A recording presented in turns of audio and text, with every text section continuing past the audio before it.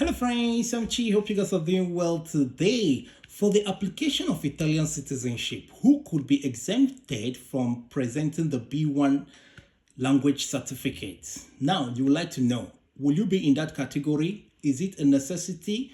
Well, no problem. Worry no more because you are here. I will tell you the other alternatives. You know how you can go about it. And let me tell you, if you can wait and watch this video till the end, then I'll tell you one important secret that you need to know. Something very important that will be beneficial to you. Very, very beneficial. So please watch to the end. I advise you to do so, okay? So, all right, if you're here for the first time, why don't you subscribe? Because here you get information like this that keep it true in form of data transformed. Information is power. If you know, you know. And if you don't still know, you don't know. But with Chi, surely you know. All right, one banana for Chi. Put the like button. That's the only thing you can do to show Chi some love. All right. So now, definitely you're watching this video because now you want to apply for the Italian citizenship. And now you're worried, do I really need to present the B1 certificate or will I be exempted? What's the new law talking about? All right. Okay. Now listen, according to the new law, okay, right from last year, 2025, it has been stated that certain categories of people are to be exempted from presenting the B1 language certificate. Who are those in this category? We are talking about old people that are very old. Their memory cannot really sustain, anything education. They can't remember things anymore, and they can't even write the exams. And many of them are sick, okay? Then, all right, also sick people and disabled people that are sick, how can they go and write exam now? They are always sick. School will be one of the last things that will be in their mind. And also those that are disabled, maybe they cannot see, they cannot hear, hearing problems, speech problem, like stammerers, those hardcore stammerers, So also people that are crippled, have spinal cord injury, people that cannot walk, anything disability or ailment, like terminal one, like kidney problem, liver, heart, those things cannot really allow you to go and be attending classes, okay? Very important. That's why they equally put the old people in that category because they are old. Most of them, old people now, there are sicknesses and, most of them cannot even walk well anymore like that. So these are the people that are to be exempted from presenting the B1 language certificate for the application of Italian citizenship. But that's not to say that they don't have to prove it. They have to prove it. They have to prove it by word, presenting a certificate of exemption, like certificate that shows that truly they are not in good health, in good standing, due to old age or sickness or disability. So how do they do that? They have to go to a public health hospital, like doctor office. But first, you have to go to your home doctor, okay, and explain to your home doctor, this is what you want. You want to obtain the exemption certificate because you want to apply for citizenship, something that proves that due to health reason, you are not, you won't be able to do the classes or even write the exam. So your doctor will understand and then get you an appointment for you to go to the public health office in the hospital, the bigger hospital, where the doctors will examine you and then state it that yes, due to so and so reason, due to age, due to sickness, serious sickness or disability, you are not able to attend classes or even write the exam. So therefore, you are exempted from it. So with that certificate, you can now use it and apply for your Italian citizenship. So those are the people that that are exempted.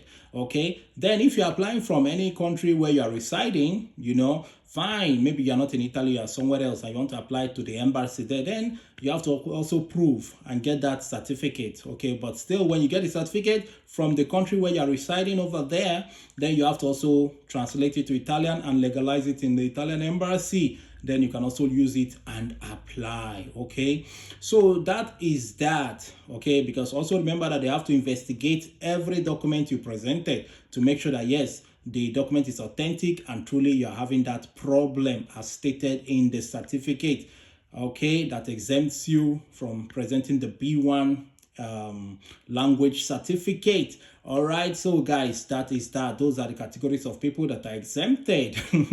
All right, so now what about those with carta soggiorno? If you have carta soggiorno, Many people have used Carta Soggiorno to apply for the Italian citizenship without presenting the B1 certificate or testa media. So you can also check in your own city or region, is Carta Soggiorno allowed? So when you go use a lawyer, you can go get a lawyer, ask a lawyer, I want to apply for this. Your lawyer will help you to do the necessary checks to see if your city allows the use of Carta Soggiorno to apply for the Italian citizenship.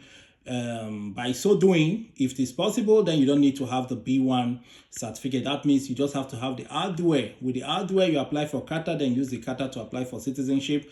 Some people have already done that, and it was successful. Even last year, even this year, it was accepted. So that's why I said you make a check with your own prefettura. You can go to prefettura direct and source for this information, or you can go to CAF, Patronato, or your lawyer. But I would suggest that you go to prefettura first, then second go to CAF, then lawyer, then corroborate the information they will give to you, fact check them, and then make your decisions. Okay, if prefettura tells you yes, with Carta you can apply, then go ahead. If your lawyer tells you so, then go ahead and do that. Okay, yes, because I know people have been doing it and it has been successful, and they were given the Italian citizenship even without them presenting the B1 because they used only the Carta Soggiorno. Okay, so now what's the other secret I'm here to tell you about? Now listen, if you have the Italian citizenship, you have gotten it already, right? Now you bring in your old parents.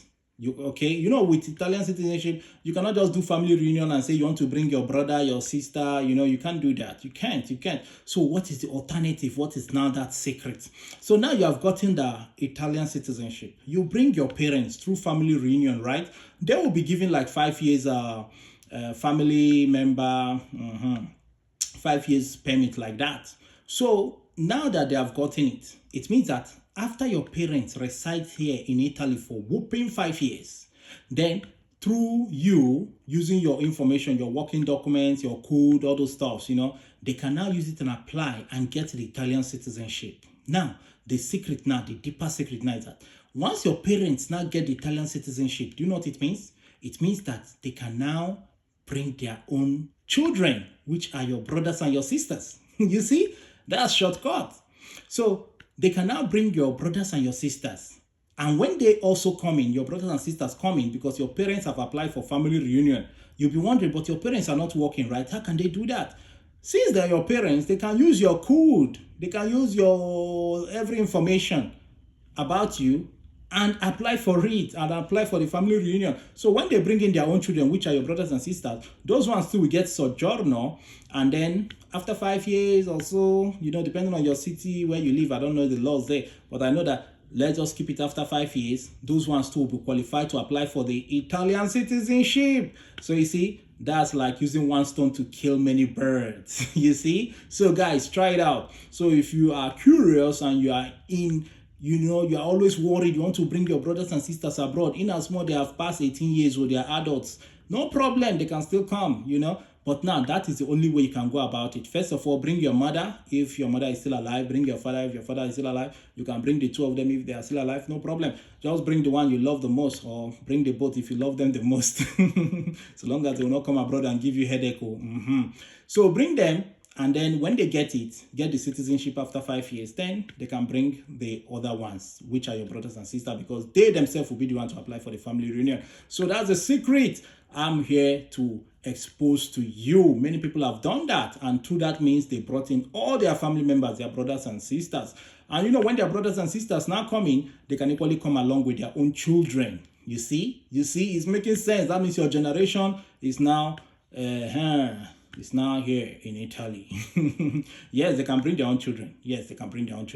Imagine they come in and equally apply for family reunion. They are now working, right? They apply for family reunion. They can bring their own children too. And even if your parents are the ones doing it, they can say they want to bring two of their children with their their grandchildren. It will be, so long as your code is big enough, and your house is big enough, then fine, they can go ahead and bring them and their children. That is, bring your brother and his children. Yes.